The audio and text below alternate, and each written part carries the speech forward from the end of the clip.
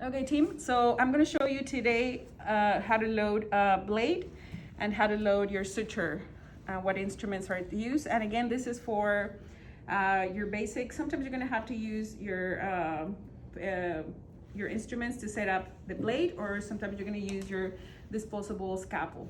But if you, in the event that you need to load a blade, this is how we're going to do it. We have a needle holder or needle driver, needle knife holder. And this is a number 3. If I don't know if it's here or not. Yeah, it says number 3. Our blade today is a number 10. Not all the blades fit to all the handles, so make sure you pick the right blade for it. And now this is my suture, my needle here, my blade, if you can see it here. So what I'm going to do is I'm going to grab, with my needle driver. We already talked about that in the other video. I'm going to grab it and accommodate it with the blade facing out, right? I'm going to place my needle driver on the top, kind of at the same level as the blade is going, leaving my opening there available. And then I'm going to bring my needle driver. Now I want you to look at the needle driver. It's holding my blade at this angle, and my knife handle, it also has that little angle as well. So they have to match, right? When we put it in, because sometimes the blade is put the other way and it doesn't go. You have to do it on the right way. So what you're gonna do, if you can see here, it has a little groove. I don't know if it's visible on the camera or not. That's a little groove. That groove has to be inserted right here, very softly, right here in the middle. And now, of course, I'm gonna struggle because I'm doing this. Maybe it's not the right. There you go. So there you go. And did you hear the little snap? When you hear the little snap, it's done. So make sure at the beginning it's going to be a little tricky to get how much force put in now. All right, to remove the blade, we're going to turn the scalpel facing down. We're going to grab the needle driver again. Never do it with your hand. We're going to grab the little edge. We're going to press down a little just to release from that groove, right? Down and then slide forward. And that's a safe way to do it. And then you're going to put it on your sharp container facing down, because you have to count it at the end of the case. All right, now I'm going to show you how to load suture. And the pacemaker, we're going to use several sutures here. This one is one that I have. This one is obviously, I'm not even going to show you what type it is because it's for another procedure, but I'm just going to show you how to load this.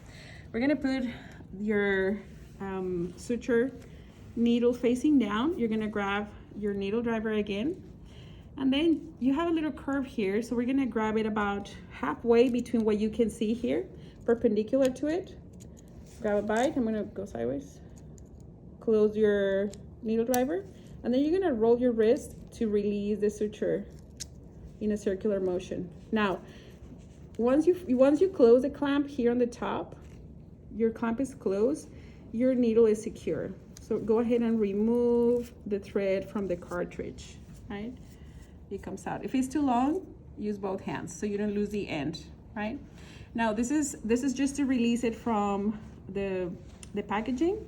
Now the rule to load a suture is you're gonna load at about approximately 1/3 of the length of your needle, which is right about there.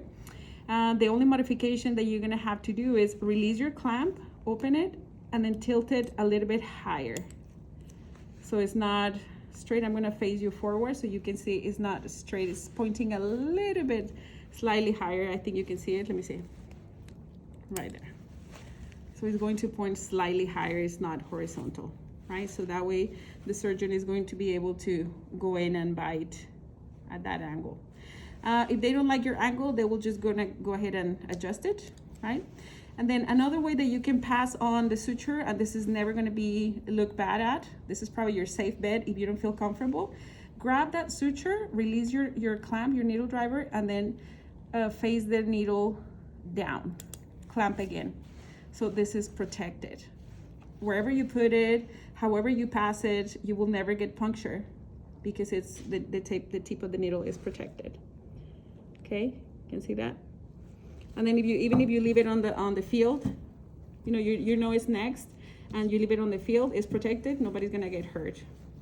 Okay, and then the doctor is gonna grab it and probably be happier, and then adjust it to whatever they need. And make sure when you pass your needle, you also pass your Adson forceps, because they're gonna be needing, you know, to work on it. Pass it through the skin. Say we're gonna do something like that, and then they grab, release, and then it goes, right? So, but we're not gonna do any suturing or anything like that. Another thing that you need to pass with your, I'm gonna put it protected, release the clamp down, and it's protected. The other thing that you need to pass with your suture all the time, your Mayo scissors, right? Because we need to cut the suture at the end of the repair or the closure. And that's about it.